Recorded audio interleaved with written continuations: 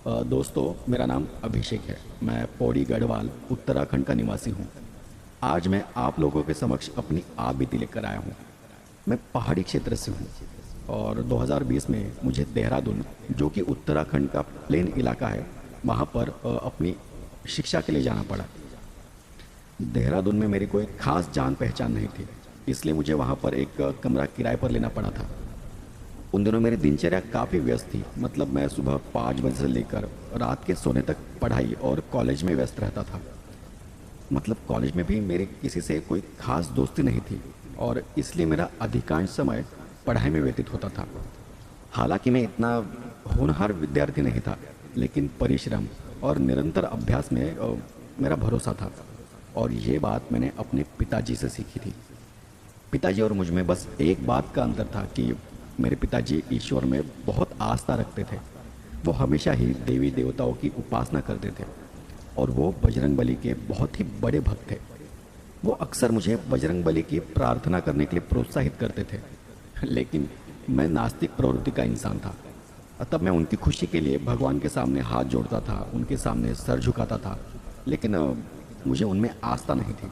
और इसी कारण मैंने अपने कमरे में किसी भी भगवान की तस्वीर, कोई भी मूर्ति, कोई भी पूजा पाठ की किताब नहीं रखी थी। जिस रात मेरे साथ वो घटना घटी थी, उस रात न जाने क्यों मुझे अपनी दादी की बहुत याद आ रही थी। और मेरी दादी की मृत्यु 2015 में हो चुकी थी।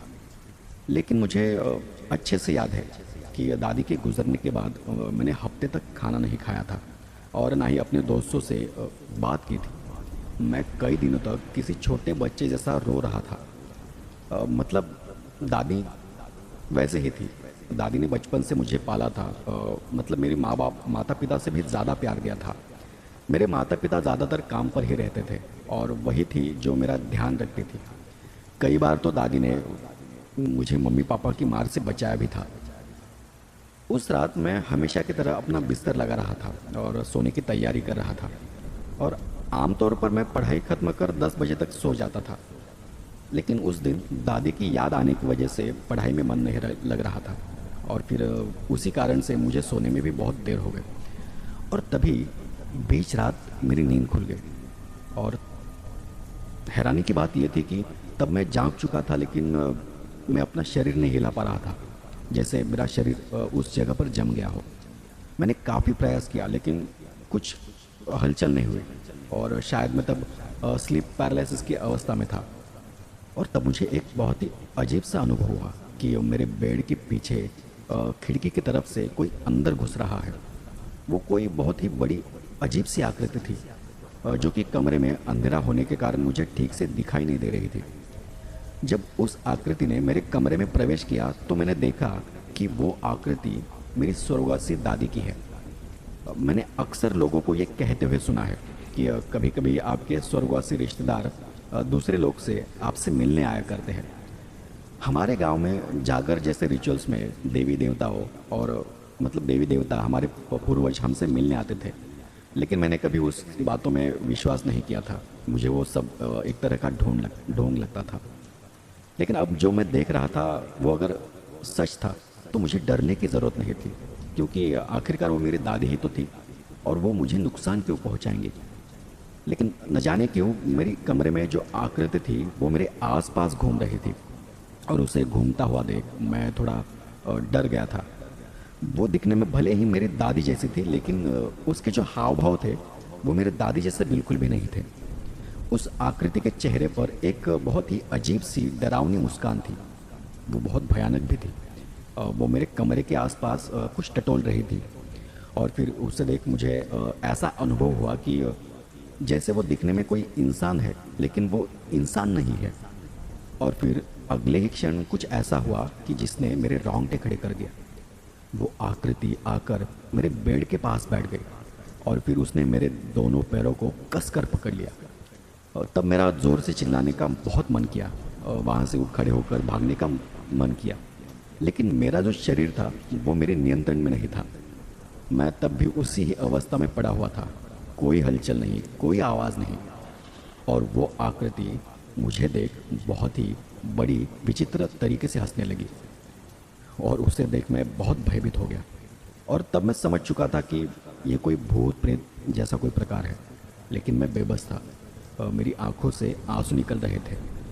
मुझे तो किसी भगवान का मंत्र जाप भी नहीं आता था कि मैं जिसके सहारे अपनी रक्षा कर सकूं। लेकिन मैंने मन ही मन में भगवान बजरंगबली के दिव्य स्वरूप को याद किया और मन में ही राम नाम का उच्चारण किया। मैं भले ही कोई मंत्र नहीं जानता था, लेकिन मुझे इतना पता था कि लोग ऐसे वक्त में भगवान बजरंगबली को याद करते हैं, राम का नाम लेते हैं। और फिर कुछ ही वक्त में मेरे आंखों के सामने एक तेज प्रकाश सा होने लगा, जिस कारण मुझे कुछ भी दिखाई नहीं दे रहा था, मानो मेरी आंखें चौंधिया गई हो। और तब उस आकृति की आवाज़ भी आनी बंद हो गई। उसके तुरंत बाद मेरी आंखों के सामने अंधेरा छा गया और फिर मेरी आंख लग गई। और जब मेरी नींद खुली तब मैंने देखा कि सुबह के 6 बज रहे थे। नींद खुलते ही मुझे वो रात का अनुभव याद आ गया। उस वक्त भले ही वो सब कुछ मुझे किसी सपने जैसा लग रहा था, लेकिन मैं जानता था कि रात में मेरे साथ कुछ तो अजीब हुआ था। मैंने मन ही मन में भगवान के प्रति अपना आभार जताया और फिर सुबह होते ही मैं मकान मालिक से मिलने चला गया और मैंने उन्हें अपने साथ घटी उस घटना के बारे में बताया। तब उन्होंने कहा कि ये प्रेत आत्माएं माया का सहारा लेकर तुम्हें डराने का प्रयत्न करती हैं। कई बार तो ये तुम्हारे मरे हुए रिश्तेदारों का रूप धारण कर तो कभी उनकी आवाज़ की नकल कर तुम्हारे शरीर पर नियंत्रण पाने की कोशिश करती है। इनसे बचने का बस एक ही उपाय है कि तुम किसी सकारात्मक शक्ति के शरण में रहो, ईश्वर का ध्यान करो, पूजा पाठ करो और अपने कमरे में भगवान से जुड़ी कोई वस्तुएं, धार्मिक ग्रंथ, मूर्ति, ऐसी चीज़ों को रखो जिससे कि कमरे का वातावरण अधिक से अधिक सकारात्मक बना रहे। ऐसे वातावरण में बुरी से बुरी आत्माएं भी तुम्हारा कुछ भी नहीं बिगाड़ सकती।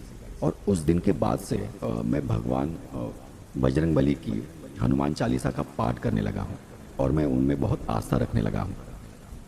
तो दोस्तों, ये थी दूसरी कहानी जो कि हमें अभिषेक पोटनाला जी ने भेजी थी। तो अब